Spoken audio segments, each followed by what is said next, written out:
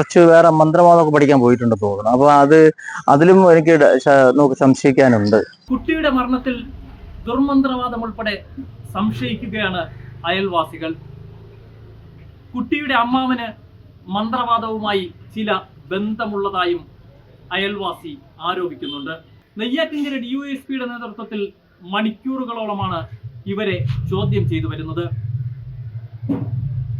ഞാനൊരു അയൽവാസിയാണ്. രാവിലെ ഞാൻ നടക്കാനിറങ്ങിയപ്പോഴാണ് ഇത് എന്റെ ശ്രദ്ധയിൽപ്പെട്ടത്. രാവിലെ അവര് ഇങ്ങനെ ഒരു കൊച്ചു മിസ്സിംഗ് ആണെന്ന് പറഞ്ഞു. അവർ വാടകയ്ക്കാണ് താമസിക്കുന്നത്. പ്രദേശം എന്ന് പറയുന്നത് തൊട്ടടുത്ത് നമ്മുടെ കോട്ടയക്കുളം CSI പള്ളിയുടെ സമീപമാണ് ഇവർ താമസിച്ചുകൊണ്ടിരുന്നത്. അപ്പൊ ഇപ്പോഴും 1 വർഷമായിട്ടാണ് ഇവിടെ വാടകയ്ക്ക് താമസിച്ചുകൊണ്ടിരുന്നത്. അപ്പോൾ ഇവരെ സംബന്ധിച്ചോളം കൂടുതൽ ദുരൂഹത എന്ന് പറയുന്നത് ഈ കുഞ്ഞ് കാണാതായപ്പോൾ തന്നെ അവർ പറയുന്ന 2 സംശയങ്ങൾ പറഞ്ഞു. ഒന്ന്, നമ്മുടെ ഈ കുട്ടിയെ പിതാവിന്റെ അടുത്ത് കിടത്തിയിട്ടാണ് അവർ ബാത്റൂമിൽ പോയെന്നാണ് പറഞ്ഞത്. അപ്പൊ തിരിച്ചു വന്നപ്പോൾ മിസ്സിംഗ് ആയി എന്ന് പറയുന്നു. അപ്പൊ അതൊരു ദുരൂഹതയുണ്ട്. പിന്നെ അവന്റെ കുഞ്ഞിന്റെ അമ്മയുടെ സഹോദരന്റെ മുറി മണ്ണ് നമ്മുടെ പെട്രോളിന്റെയും ഒക്കെ കത്തിച്ചതിന്റെ ഒക്കെ അവിടെ ഒരു അംശങ്ങളും സ്മെല്ലും ഒക്കെ ഉണ്ട്.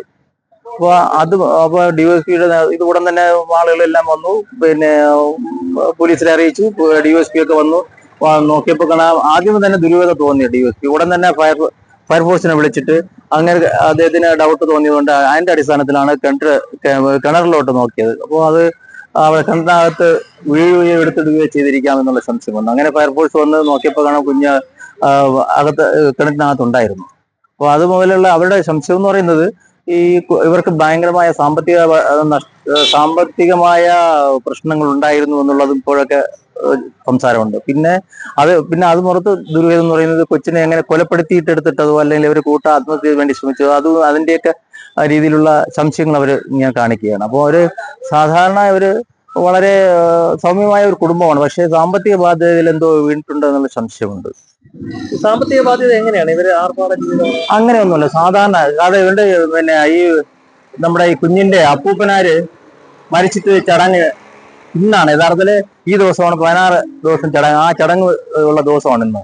ആ ചടങ്ങിന് ആ ദിവസം തന്നെ ഇങ്ങനെ ഒരു മരണവും സംഭവിച്ചു. പിന്നെ അങ്ങനെയും ഒരു ദുരൂഹതയുണ്ട്. ഇവർക്ക് ഈ പയ്യൻ കുറച്ച് വേറെ മന്ത്രവാദമൊക്കെ പഠിക്കാൻ പോയിട്ടുണ്ട് തോന്നുന്നു. അപ്പൊ അതിലും എനിക്ക് നമുക്ക് സംശയിക്കാനുണ്ട്. എങ്ങനെയാണെന്നുള്ളത് ഈ ഇൻക്വസ്റ്റ് കഴിഞ്ഞ് അതിന്റെ പോലീസ് അതിന്റെ റിപ്പോർട്ടുകളെല്ലാം തയ്യാറാക്കി വന്നാൽ മാത്രമേ ഇതിന്റെ മരണത്തിന്റെ യഥാർത്ഥ കാരണം കണ്ടെത്താൻ പറ്റുള്ളൂ എന്നാണ്. മന്ത്രവാദം ആര് പഠിക്കാൻ പോയിട്ടുണ്ട്? ഈ കസ്റ്റഡിയിലിരിക്കുന്ന പയ്യന് മന്ത്രവാദമൊക്കെ പഠിക്കാൻ പോയിട്ടുള്ളതാണ്. അവന്റെ അമ്മ കുഞ്ഞിന്റെ അമ്മയുടെ സഹോദരൻ മന്ത്രവാദം പഠിക്കാൻ പോയിട്ടുണ്ട്. അങ്ങനെയൊക്കെ എനിക്കറിയാം, പറഞ്ഞു കേട്ടിട്ടുള്ളതാണ്. ഇപ്പം ദേവസ്വം ബോർഡിൽ എന്തോ 6 മാസം ജോലിക്കും പോവുകയാണ്. അതിന് സംശയമുണ്ട്. അതിലും സംശയമുണ്ട്. സാമ്പത്തിക ഭദ്രതയിലും അങ്ങനെയൊക്കെയുള്ള ദുർമന്ത്രവാദവും സാമ്പത്തിക ഭദ്രതയും സംശയമാണ്. ഉണ്ട്. ദുർമന്ത്രവാദവും അതുപോലെ സാമ്പത്തിക ഭദ്രതയെ കുറിച്ചുള്ളത് എനിക്ക് സംശയമുണ്ട്.